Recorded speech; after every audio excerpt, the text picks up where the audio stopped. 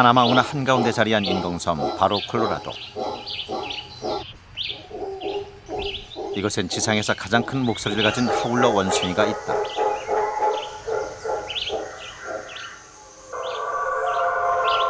개미 핥기, 나무 늘보 등 이제는 남미 아마존의 원시림에서조차 찾아보기 어려운 멸종 위기 종들도 살고 있다.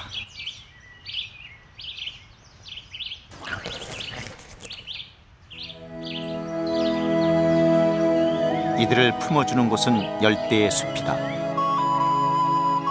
원시 그대로의 숲엔 야생 동식물을 연구하기 위해 전 세계 동식물 학자들이 몰려온다.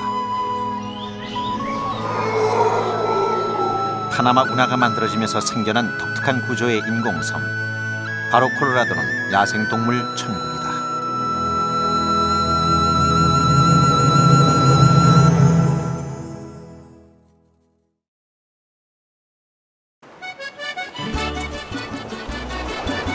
북미와 남미를 연결하면서 동시에 태평양과 대서양을 연결하는 남미의 길목 파나마. 파나마 운하의 영향으로 파나마는 해운, 국제금융, 비즈니스 등의 산업이 발달했다.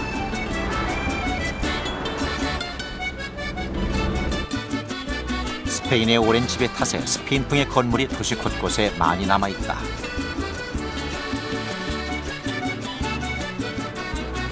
거리는 최근의 경제발전과 남미 특유의 낙천성으로 활기에 넘쳐있다.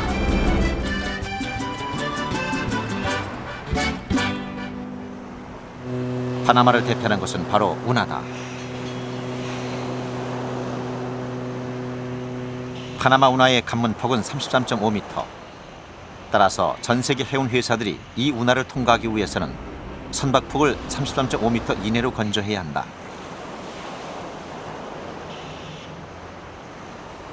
현재 파나마 운하는 이용국들의 수요 증가로 인해 운하 확충을 계획하고 있다.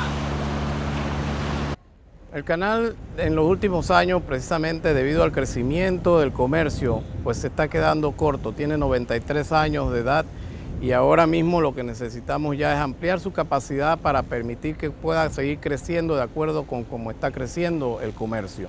Eso quiere decir que la propuesta lo que nos va a permitir es duplicar la capacidad del canal actual. 파나마 운하는 관문식 운하다. 해발이 가장 낮은 태평양 입구에서 가장 높은 같은 호수까지는 26m의 높이 차이가 난다. 그래서 운하는 계단식 도크형으로 운영된다. 즉, 몇 단계로 물을 막아 수위를 맞춘 후 통과하는 방식이다.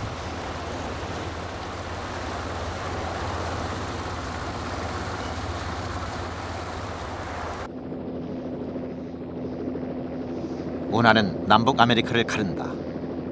운하 북쪽은 북아메리카, 남쪽은 남아메리카다.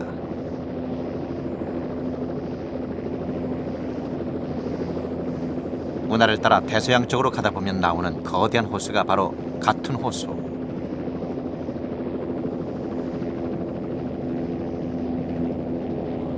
바로 콜로라도는 가툰 호수의 한가운데 자리한 남산의 약 5.3배 크기의 섬이다.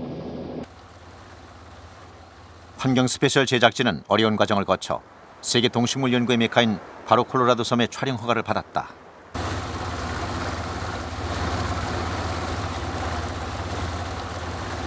붉은 황토흙이라는 스페인어에서 유래한 바로 콜로라도는 육지에서 약 40분 거리, 가툰 호의 한가운데 자리하고 있다.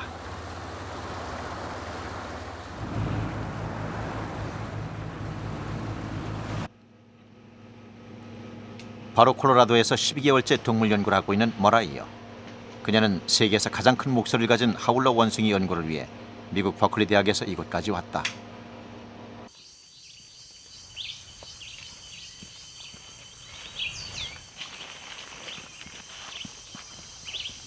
머라이어는 전파 탐지기로 하울러 원숭이의 위치를 파악한다. 섬에 위치한 7개의 동물 위치 추적탑이 동물들의 위치를 실시간으로 알려준다. This is one of the 7 towers for the ARTS, Automated Radio Telemetry System. It's the one that's most central in the island. It's about 40 meters tall, and you can see at the top there's the antenna array that that yields bearings for every animal that's on the remote system.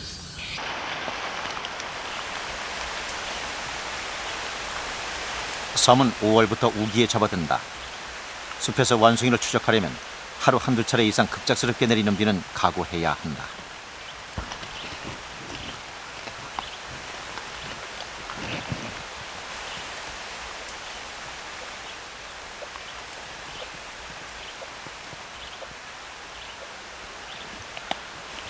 다리에 찬 각반은 각종 벌레들이 몸으로 들어오는 것을 막기 위한 것이다.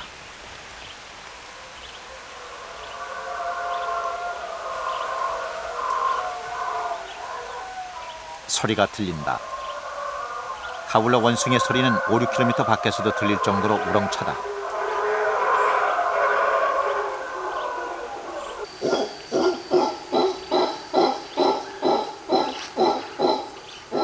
오늘따라 유난히 더 짖는 것은 낯선 취재진의 방문 때문인 듯하다.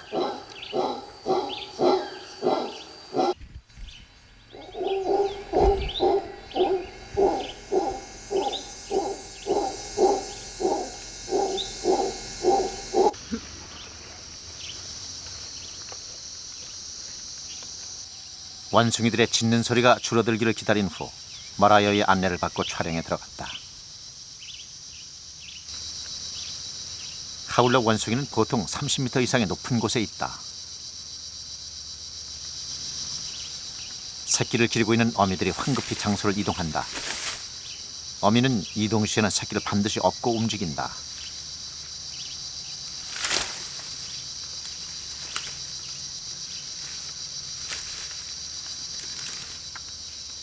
하울러 원숭이는 20마리 이내로 무리를 짓는다. 평균적으로 암컷이 수컷보다 2배 정도는 많다. 어미는 그룹 내에서 새끼를 양육하는 역할을 한다.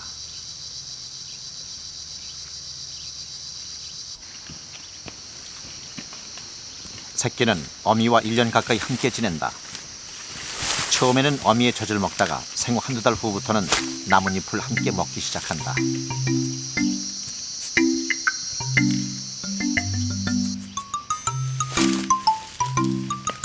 새끼는 혼자서 나무 타는 연습 등을 하지만 어미 곁을 멀리 벗어나는 일은 없다.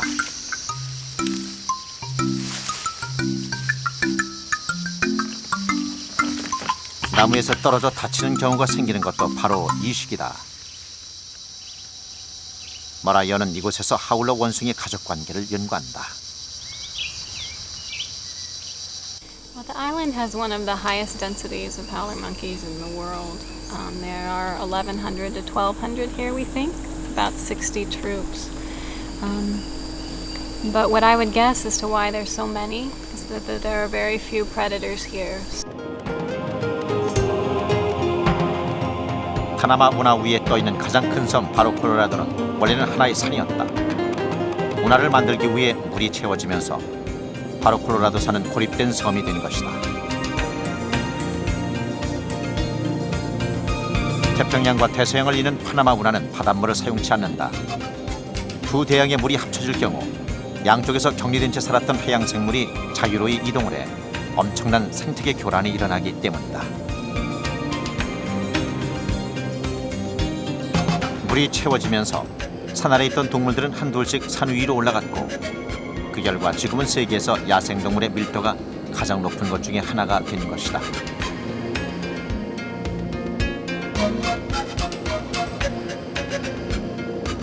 (1966년) 자연사 박물관으로 유명한 미국 스미소니안에서는 이곳에 열대 연구소를 설치해 지금까지 열대림 연구의 세계 중심 역할을 하고 있다.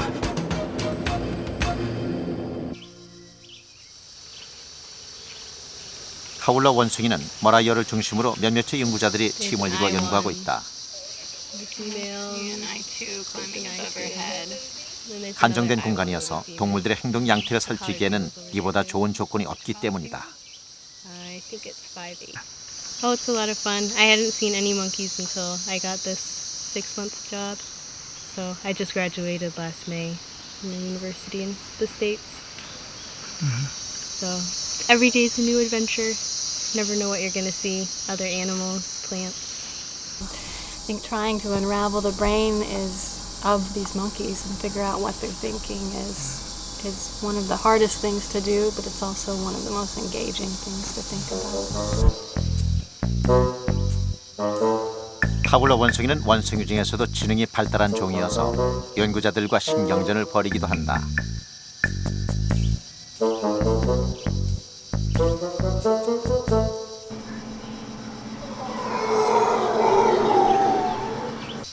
하울러 원숭이의 소리는 5km 밖까지 들린다. 그 소리는 목 안의 특수한 뼈 구조에서 나온다. 하울러 원숭이는 다른 원숭이와는 달리 나뭇잎을 주식으로 한다. 위 속에 특수한 박테리아가 있어 잎을 소화시킬 수 있는 능력이 있기 때문이다.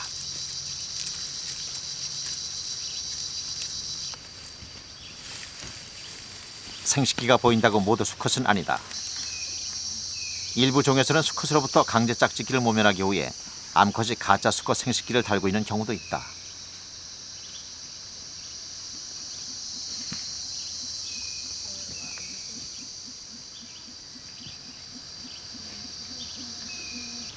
하울러 원숭이의 목을 자세히 보면 혹이 나 있음을 알 수 있다. 파리의 일종인 보트플라이가 유독 하울러 원숭이의 목에만 알을 낳아 기생하기 때문이다.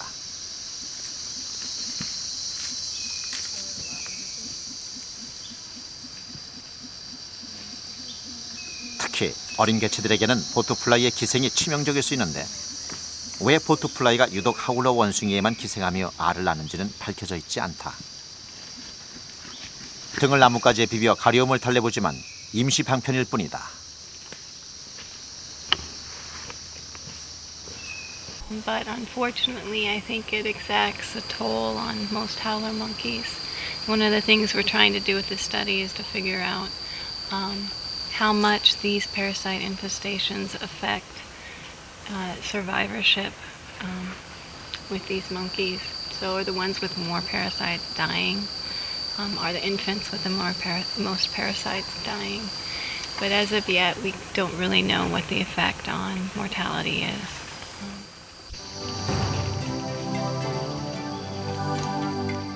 숲에서 살아가는 생물들은 서로 밀접한 관계를 맺으며 살아간다. 숲은 그 관계 속에서 더욱 다양한 종을 키워낸다.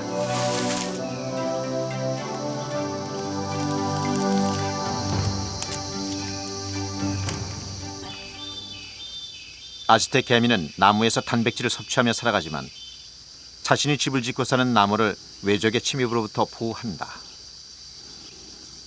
The really interesting thing about this is that there can be, I think, up to 1 million ants in this colony, right? And so when you get close to this tree, the ants will actually run out of their nest and protect their tree.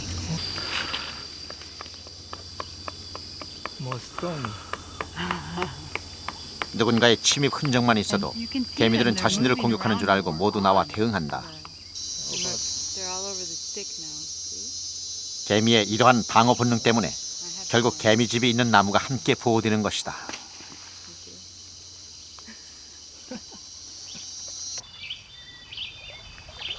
바로 콜로라도 섬 남쪽 운하와 맞닿은 곳. 아즈텍 개미는 이곳에 여러 채의 집을 지었다. 아즈텍 개미가 이곳에 집을 지은 이유는 말벌 때문이다. 멀리 가지 않더라도 말벌집에 꿀을 쉽게 가져올 수 있기 때문이다. 말벌들은 꿀이 있는 곳을 집중적으로 지킨다.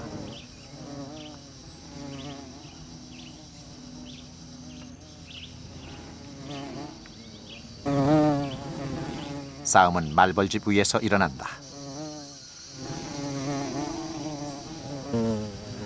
말벌은 날개를 휘저으며 개미의 침입을 막는다.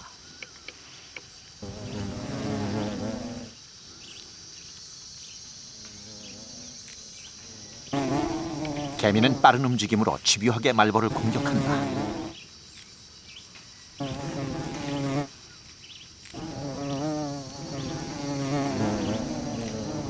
말벌이 아즈텍 개미에게 물렸다. 말벌 동료가 응급처치를 해보지만 개미의 독에 한동안 정신이 없을 것이다.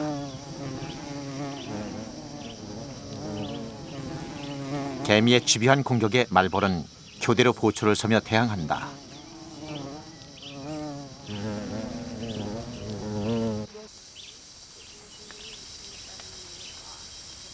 다양한 수종이 경쟁하는 열대숲에는 움직이는 나무가 있다.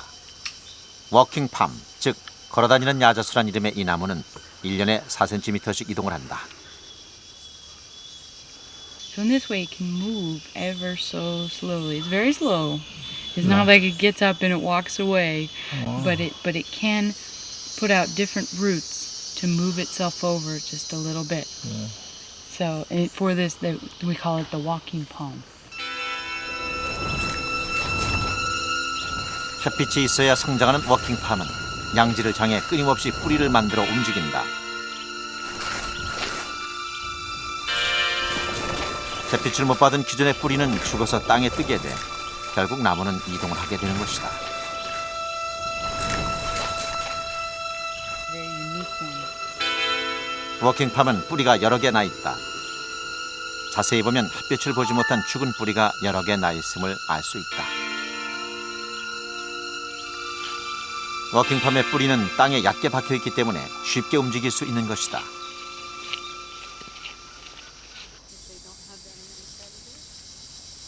경쟁이 심한 열대림에선 나무가 높게 자라는 것이 쉽지 않다.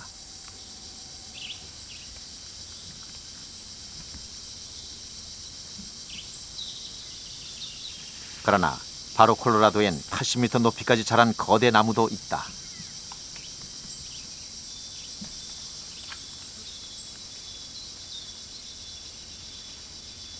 세이바란 이 나무는 나무 밑둥의 직경이 무려 10m나 된다.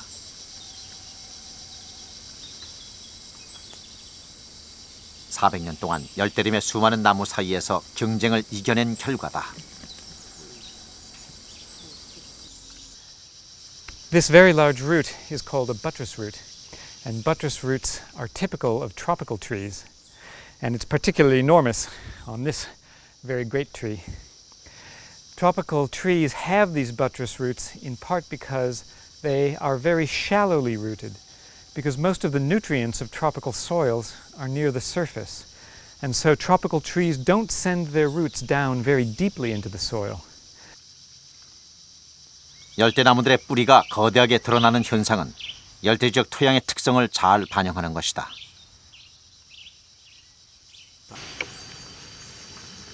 숲 사이로 풀잎이 바쁘게 움직인다. 입군개미의 행렬이다.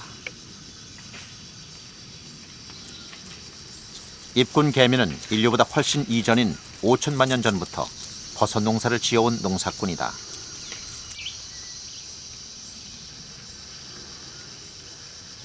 이들은 어디서 잎을 따서 또 어디로 가져가는 것일까?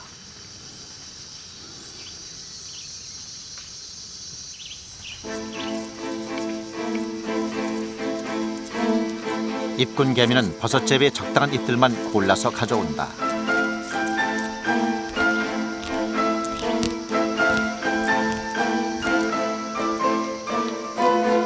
입군개미가 둥지 주변에 가까운 잎을 놔두고 왜 멀리까지 이동하는지는 밝혀져 있지 않다. 튼튼한 턱을 이용해 잎을 자르는 입군개미.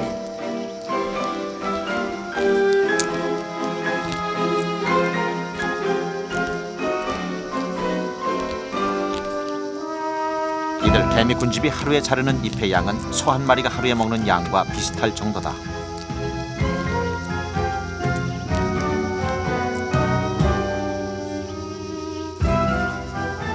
잘라놓은 잎을 서로 가져가겠다고 싸우기도 한다.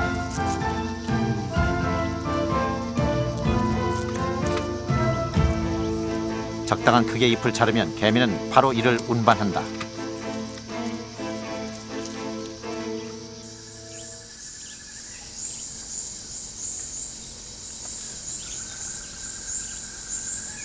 개미들의 행렬은 끝이 없다.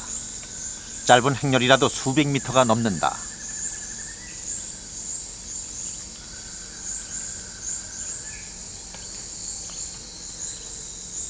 입군 개미들이 지는 잎의 무게는 보통 자기 몸무게의 4배 정도.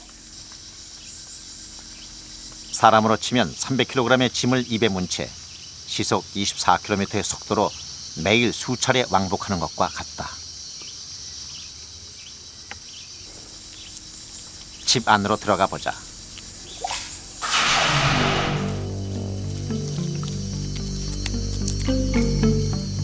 입군 개미가 기르는 특수 버섯이다. 개미들은 먼저 가지고 온 나뭇잎을 깨끗이 세척한다.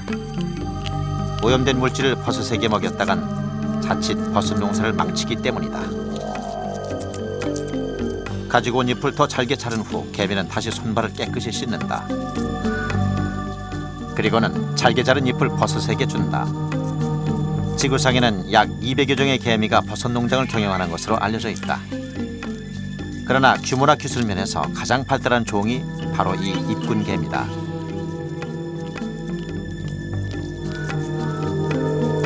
특히 다른 종들이 부패한 썩은 것을 버섯에게 주는 반면 이들은 신선한 야채만을 골라서 버섯을 키운다.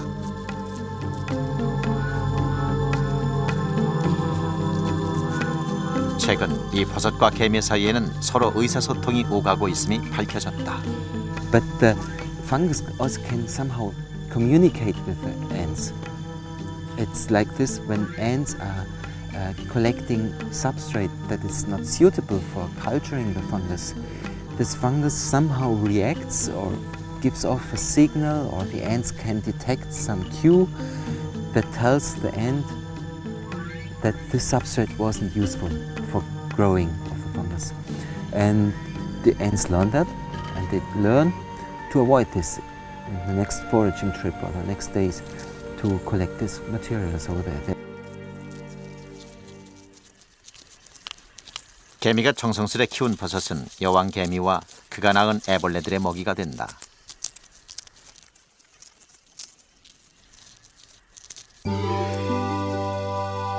둥지 깊숙한 곳에서는 이 버섯 배양체를 최초로 이것으로 가지고 온 여왕 개미가 있다.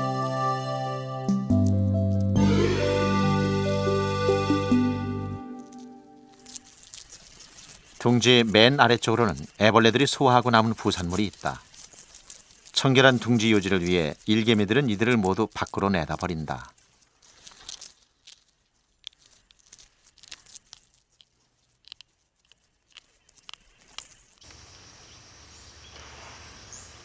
입군 개미들은 고도로 분화된 사회 구조를 가지고 있다.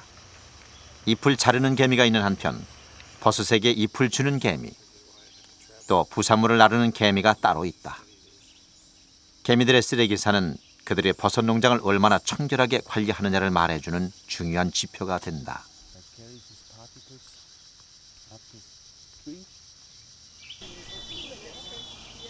입군 개미의 여왕 개미를 연구하기 위해 덴마크에서 이곳까지 날아온 연구자들도 있다. 여왕 개미의 정자 저장 능력은 전 세계 개미 학자들의 관심사다.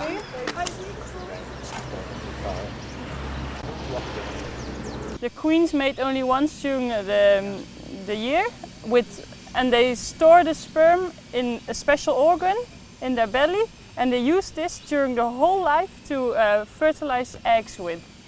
And they can live for 20 years, so the sperm must be able to survive for 20 years in the belly of the queen. And I want to find out how this can be. Is this really super sperm? 입군 개미의 생태는 이제 학자들에 의해 조금씩 베일을 벗어가고 있다.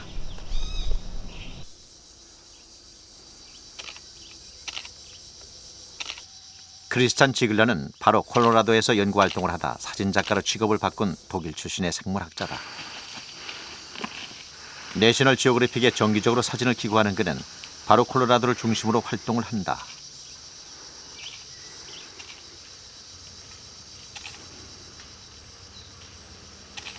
So I'm a biologist that ended up going into photojournalism to translate science to the general public. And because a lot of the basis of my stories are science and interesting science related to tropical biology, and Barro Colorado is like the global epicenter of tropical biology.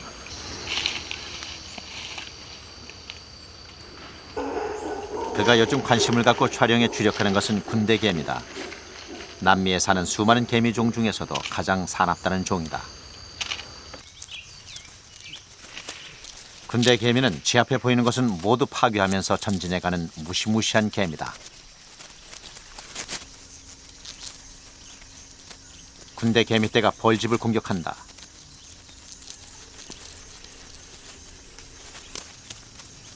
전리품으로 얻은 벌의 애벌레를 나르는 속도가 입군 개미와는 비교가 되지 않을 정도로 빠르다.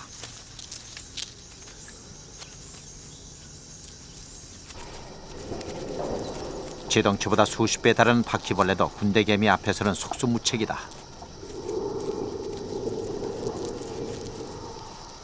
These Ermians they cannot cut with their mandibles. They can only pull apart. But they have a pretty strong poison. So they kill the arthropods like spiders, beetles, cockroaches. 군대 개미 한 마리가 벌집을 공격하다 부상을 당한 모양이다.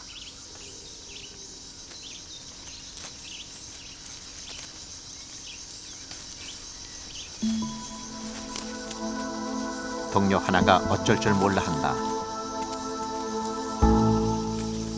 끌고 갈 수가 없자 동료는 자신의 입으로 다친 개미를 어루만져준다.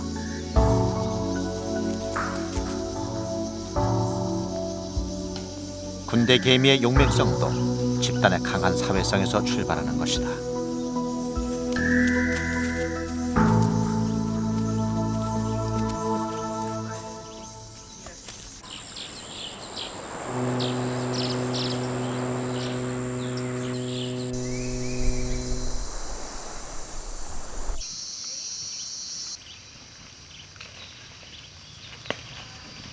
숲 사이로 뭔가 큰 물체의 움직임이 포착됐다.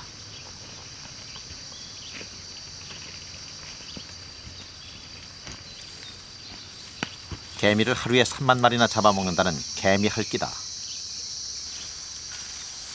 개미핥기는 걸을 때는 발톱을 보호하기 위해 주먹을 쥐고 걷는다.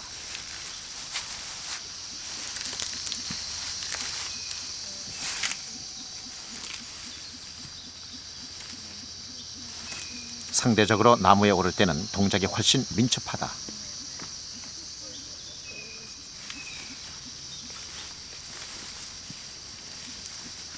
발톱이 안으로 크게 휘어져 있어 나무 타기에 적당하기 때문이다.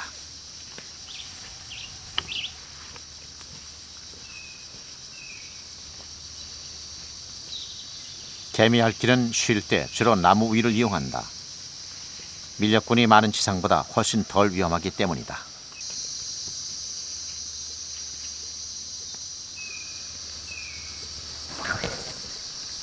진혀는 개미 잡기는 그만이지만 쉴 때는 불편하기 짝이 없다.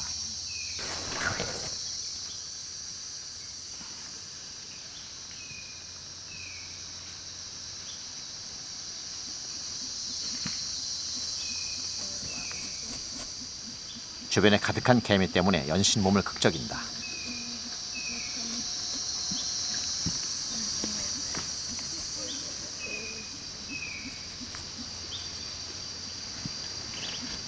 개미는 개미핥기의 몸 구석구석을 누비며 다닌다.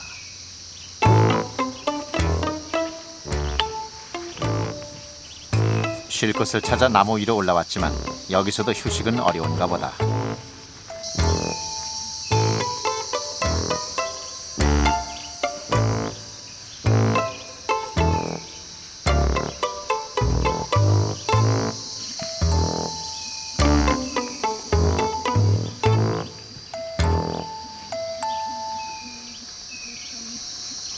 응급 처방으로는 안 된다는 것을 깨달았는지 개미핥기는 주변의 개미집을 공격한다. 그러나 잡아도 개미떼는 계속 나온다.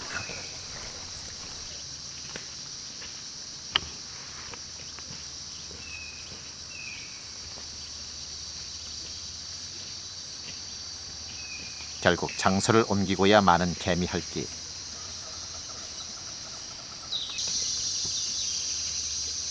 거꾸로 매달려 잠을 청하는 개미핥기. 만만치 않은 상대인 개미를 주식으로 삼는 개미핥기의 삶도 순탄치만은 않다.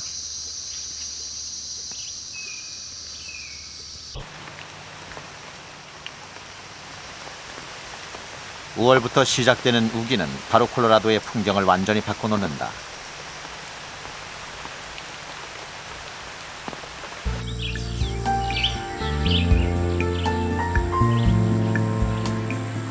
건기 땐 볼 수 없었던 꽃들이 바로 콜로라도의 숲을 형형색색 물들인다.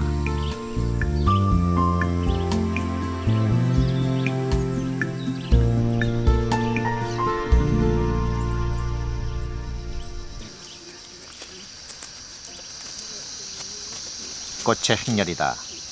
꽃이 피자 입군 개미들이 꽃잎을 나르기 시작한다.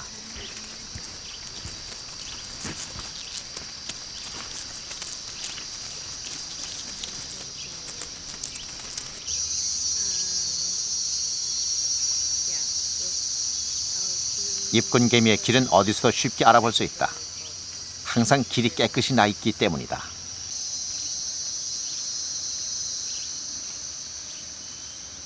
길은 어떻게 만들어진 것일까?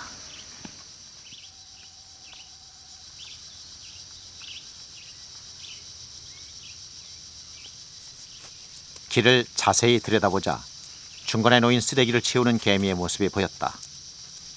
나뭇잎을 나르는 개미 사이로 이렇게 쓰레기를 치우는 개미가 따로 있는 것이다. 입군 개미 한 마리가 제 몸의 몇 배 크기의 쓰레기도 기꺼이 치워내는 것이다.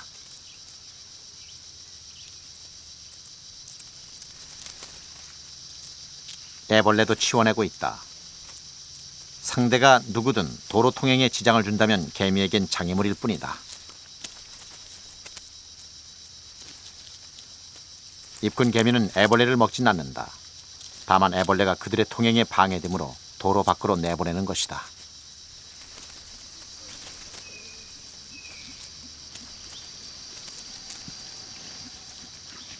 Humans walk faster when the road is nice, or they can drive with a car much faster and more efficient when they have a good road, the humans. And the same with the ants.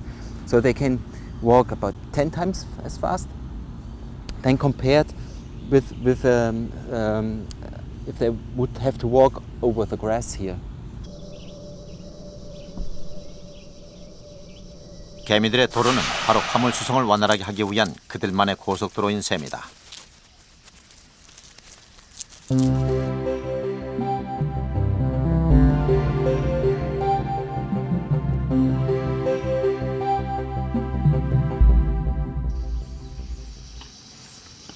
우기여도 가끔씩 숲에는 나무 사이로 적도의 태양이 숲을 뜨겁게 달군다.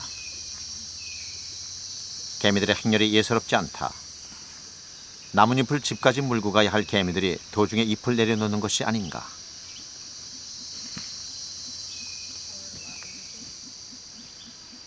둥지를 이것으로 옮겨놓은 듯하다.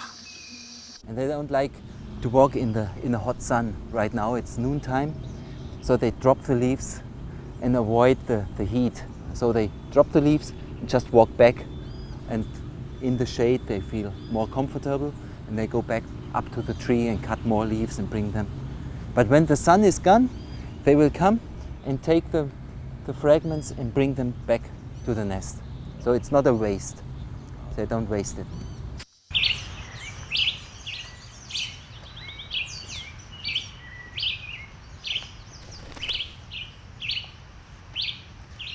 아래로 향해 길쭉하게 늘어진 집들은 큰 매달린 둥지새의 보금자리다. 이들은 원숭이나 다른 포식자들을 피해 나뭇가지 끝에 둥지를 틀었다. 5월 중순, 이들은 번식을 시작한다.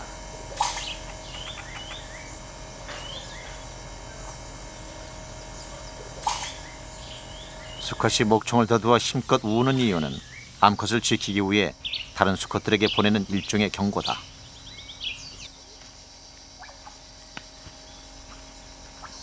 둥지를 짓는 일은 암컷이 한다. 둥지가 아래로 향해 있는 특이한 구조이기 때문에 다른 어떤 둥지보다 튼튼해야만 견딜 수 있다. 특히 무게 중심이 몰리는 아래쪽은 더욱 견고해야만 구멍이 뚫리는 사고를 면할 수 있다.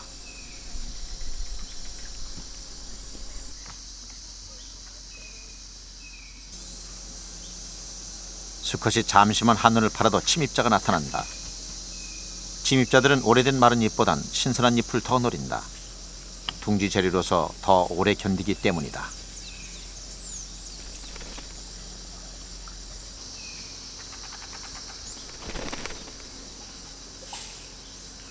그러나 수컷이 더욱 신경을 쓰는 것은 바로 이웃집 수컷. 틈만 나면 건너와 짝짓기를 시도하는 다른 경쟁자를 쫓기 위해 수컷은 경계를 늦추지 않는다.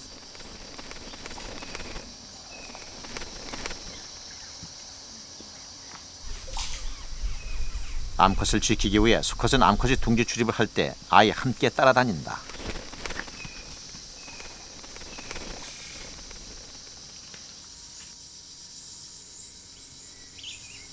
바로 콜로라도에 사는 박쥐는 과일을 주식으로 한다. 미란다 힐리아드는 과일 박쥐를 연구한다. 이것 박쥐는 동굴 생활하지 않고 나뭇잎을 이용해 집을 만든다.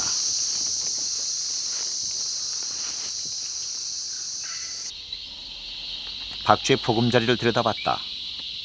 조리개를 최대로 개방해봐도 잘 보이지 않을 정도로 내부는 어둠이 보장돼 있다.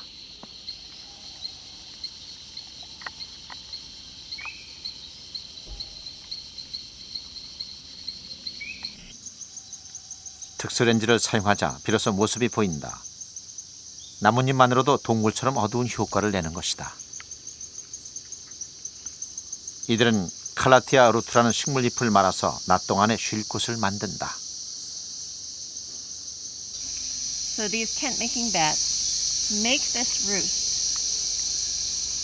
by biting along the midline of this leaf, and as well perpendicular to that. The leaf then collapses and makes a very nice shelter for them in here. They roost right in this point in here and can stay here dry and safe. One advantage of this is that this moves easily, and so if a predator comes and starts climbing up the leaf, they'll know and fly away. 이렇게 나뭇잎을 말아 텐트를 만드는 과일 박쥐만도 이곳엔 세 종류나 된다. 박쥐는 땅에 거름을 줌으로써 자신에게 집을 마련해준 식물에 보답한다.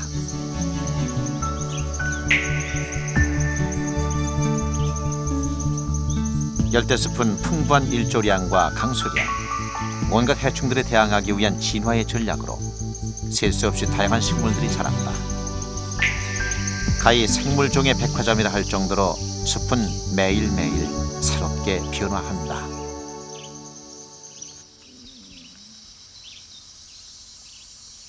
바로 콜로라도에서는 50헥타르의 면적을 정해 숲에서 일어나는 모든 변화를 측정하고 있다.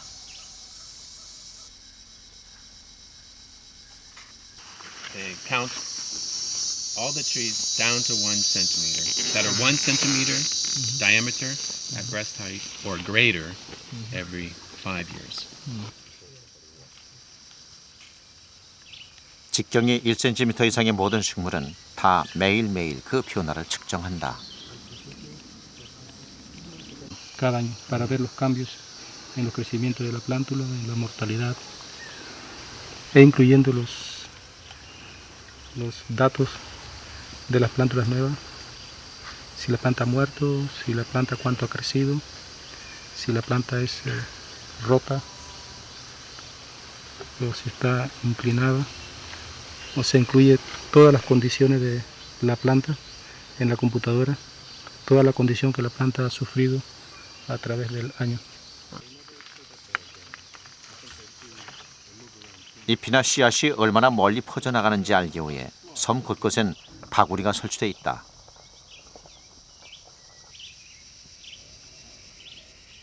바구니들은 80m 높이의 대형 타워에도 설치돼 있다. 씨앗의 이동을 알아보기 위해서다.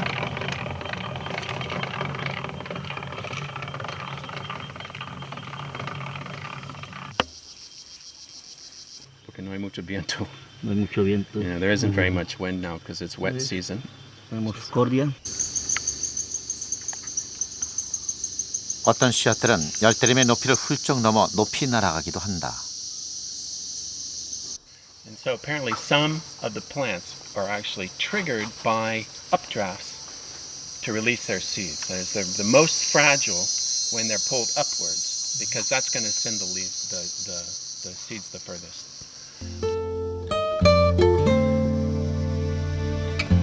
나무의 번식 시기가 되면 씨앗은 날개를 달고 바람을 이용해 멀리 이동한다.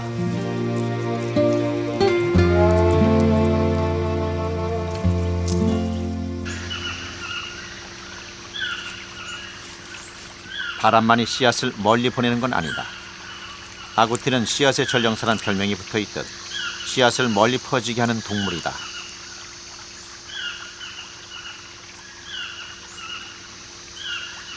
식물의 잎이나 과일 열매를 주식으로 하는 아구티는 배를 채운 후에는 먹이를 감춰두는 습관이 있다.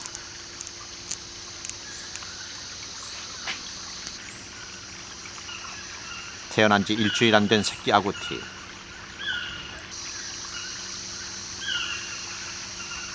새끼는 태어난 지 1시간이면 걸을 수 있지만 엄마 곁을 멀리 떠나지 않는다.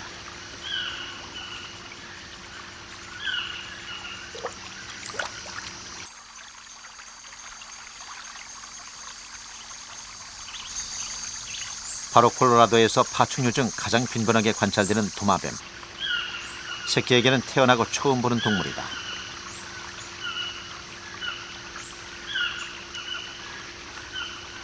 무작정 따라가 보지만 도마뱀은 신경도 쓰지 않고 달아난다.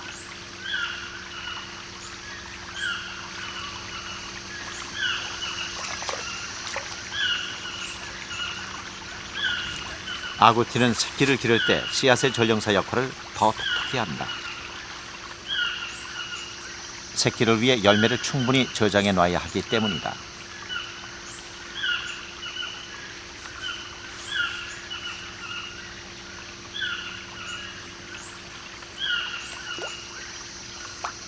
아구티는 자신이 많이 다니는 개울가에 먹을 것을 많이 감춘다. 대부분 자신이 묻은 것을 다 찾아 먹지만 약 5% 정도는 그대로 자라 새로운 식물 종을 퍼뜨리는 것이다.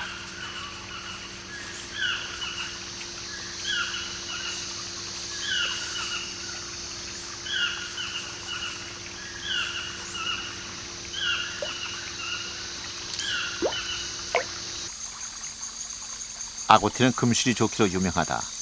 암수가 함께 있는 경우가 많다.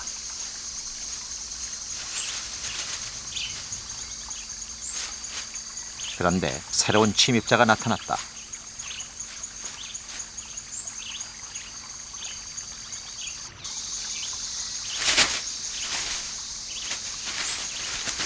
수컷은 암컷을 지키기 위해 격렬하게 싸움을 한다.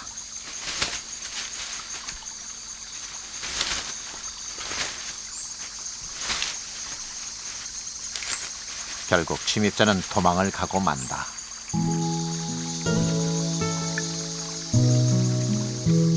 최근 밀렵이 많이 횡해져 그 수가 급감하고 있는 아구티지만 밀렵꾼이 들어오지 못하는 바로 콜로라도는 이들에게 천국인 셈이다.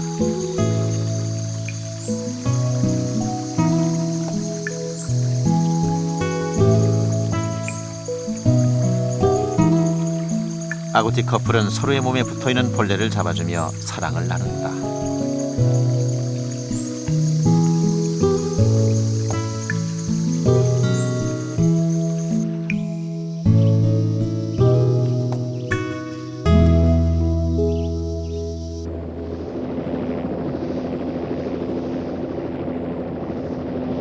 그러나 파나마의 모든 곳이 이렇게 자연이 잘 보존된 것은 아니다.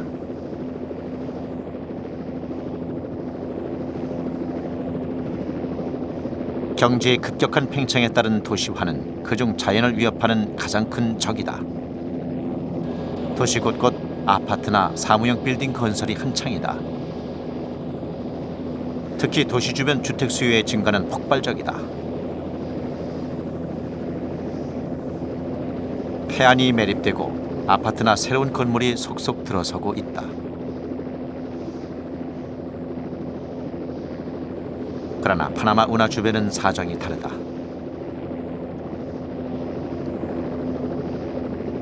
운하가 담수를 사용하는 관계로 물 관리를 위해 운하 주변에 대한 개발 행위는 극도로 제한된다.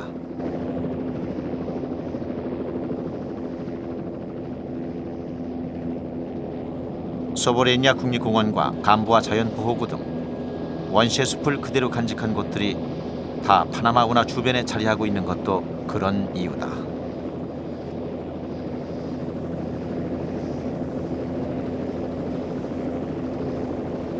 Este es un canal que funciona a base de agua fresca. Por lo tanto, hay una responsabilidad por parte de la administración del canal de mantener y conservar la cuenca hidrográfica que genera esa agua. Y nosotros, por lo tanto, jugamos un papel muy importante desde el punto de vista ambiental.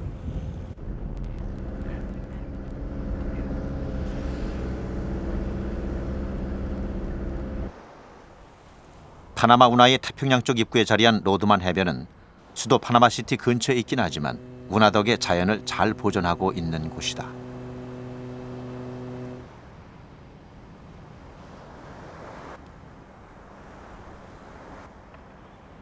특히 이곳 갯벌은 농개의 종류와 수가 다양해 세계 농개 연구의 중심지가 되었다.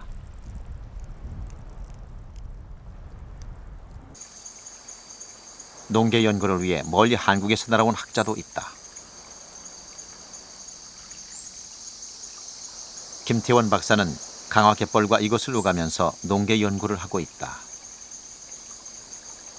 제가 지금 보고 있는 실험은 수컷이 암컷을 유인을 하기 위해서 이런 모양의 그 집치장을 하는 구조물을 짓게 되는데 그 구조물의 역할을 알아보기 위해서 실험을 하고 있습니다.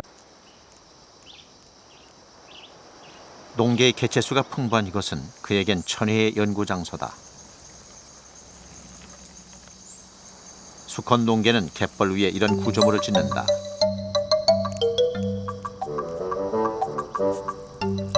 그리고는 커다란 집게발을 흔들며 온몸으로 암컷을 유혹한다.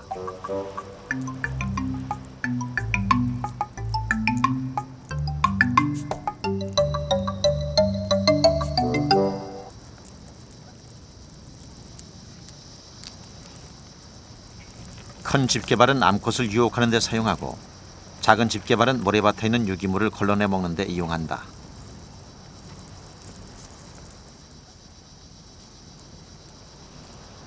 수컷들은 제각각 자신의 구조물 앞에서 암컷을 오라고 손짓한다.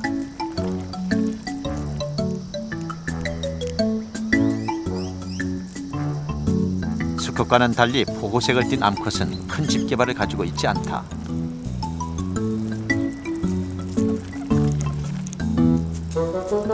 수컷이 암컷 농개에게 조심스레 다가가 본다.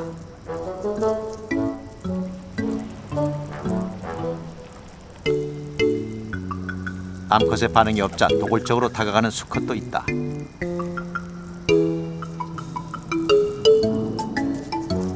해변은 집게발 춤을 추는 수컷과 자신에 맞는 수컷을 찾으려는 암컷들로 분주하다.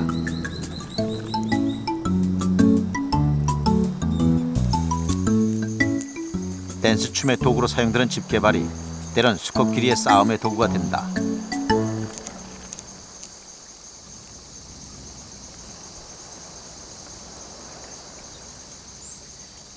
이 20여 종의 다양한 농개가 있는 로드만 해변.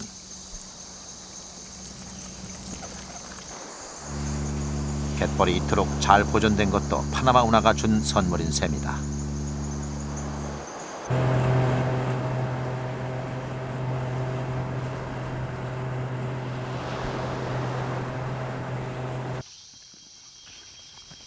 바로 콜로라도 섬의 스미소니안 열대연구소에서는 나무늘보를 비롯한 몇몇 멸종 위기종을 추적 관찰해 오고 있다.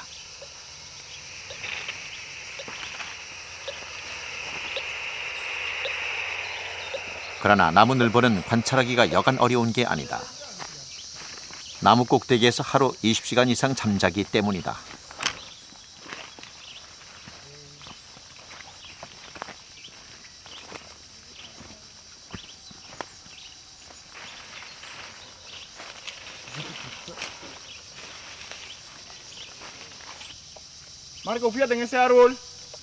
전파 추적기에 나무늘보가 보내는 발신음이 포착됐지만 나무늘보는 보이지 않는다. 추적은 항상 2인 1조로 행해진다. 나무늘보 발견이 어려운 것은 개체수가 급감한 것도 한 원인이다. It's a really beautiful animal because can see always. You can when you see it, it's like a smile, it's like happy. But we come to see it 3 times in a week, but no, not always we see it. Always can find the tree in when he isn't, but it's more difficult to see it. 나무늘보를 직접 발견하기는 어렵지만 자동 추적 장치 덕에 연구실에서도 나무늘보의 움직임은 파악할 수 있다. As far as we can see, they only move a few meters day to day. Yesterday, Marcos went out to the field and checking which tree the spot was, and then he went back again today, and it only moved 15 meters away in just a 24-hour period. So they don't move that much. They pretty much have a very small hum range. 다음 날 다시 추적이 시작됐다.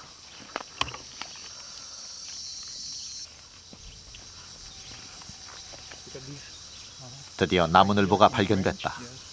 In the branch without leaf, it's right here. 나무늘보가 잎 사이에서 움직이기 시작한 모습이 포착된 것이다.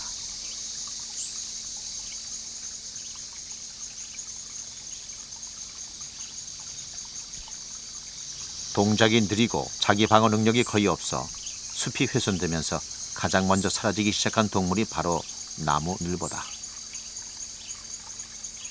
유일한 방어 수단이 발톱이긴 하지만 워낙 동작이 느려 별 소용이 없다.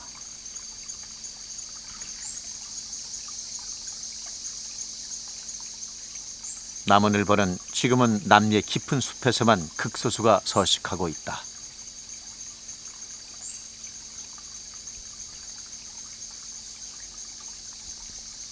나무늘보의 잠은 신진대사가 워낙 느려 에너지 소모를 극도로 줄이려는 한 방책에서 나온 것이기도 하지만 사람이나 포식자들로부터 발견을 어렵게 해 위험으로부터 벗어나기 위한 오랜 생존 전략이기도 하다. 잠이 나무늘보에게는 최대의 방어 수단인 것이다.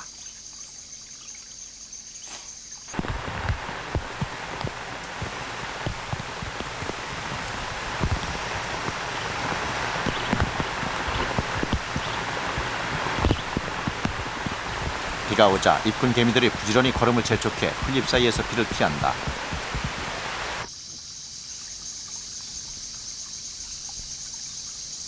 비가 그치자 나무늘보가 뭔가를 먹기 시작했다. 가지에 남아있는 물방울을 먹는 듯하다.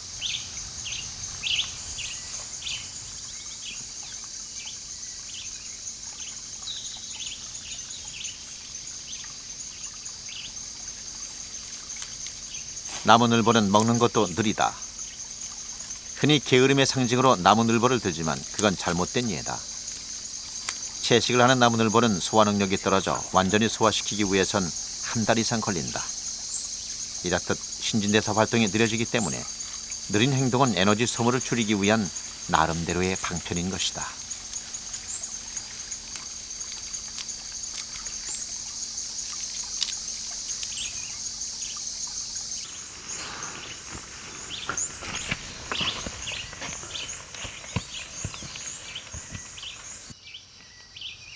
나무늘보 촬영을 마치고 발길을 옮기던 중 촬영팀은 바로 눈앞에서 또 다른 나무늘보를 만났다. 새끼 나무늘보였다. 새끼 나무늘보는 나무에서 떨어지거나 어미와 한번 헤어지면 고아가 되는 경우가 많다. 어미가 워낙 사람을 두려워해 나무 밑으로 내려오려 하지 않기 때문이다.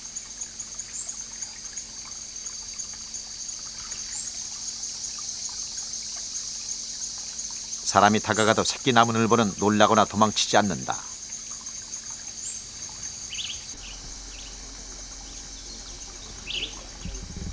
캐나다 맥길 대학의 생물학과 실습생들에게도 나무늘보는 최고의 인기다. 이들은 중남미의 각 열대림을 탐방하던 중 그 마지막 시간으로 바로 콜로라도를 찾았다. 많은 사람이 곁에 다가와도 새끼 나무늘보는 그저 쳐다보기만 할 뿐이다.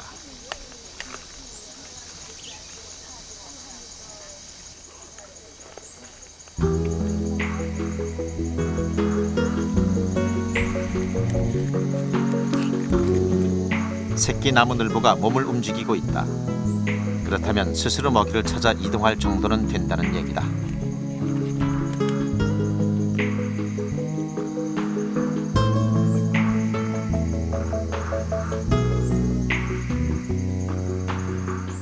나무늘보를 위협하는 가장 큰 요소는 숲의 파괴와 밀렵꾼이다. 그러나 바로 콜로라도에는 숲의 파괴도 없고 밀렵꾼도 없다.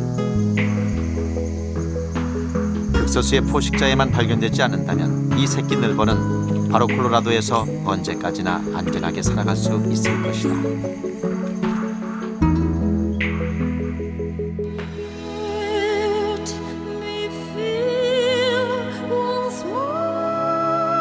파나마 운하가 만들어준 예기치 못한 또 하나의 선물, 바로 콜로라도. 바로 콜로라도는 야생 천국이다. 이것엔 지구상에서 점차 사라져가는 각종 멸종위기 야생 동물이 살아가고 있다.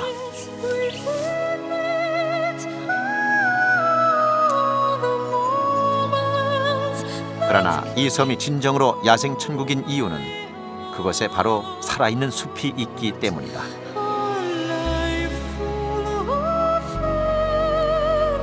숲이 주는 무한한 생명력, 바로 콜로라도가 지구 반바퀴 떨어져 있는 우리에게 전해주는 희망의 메시지다.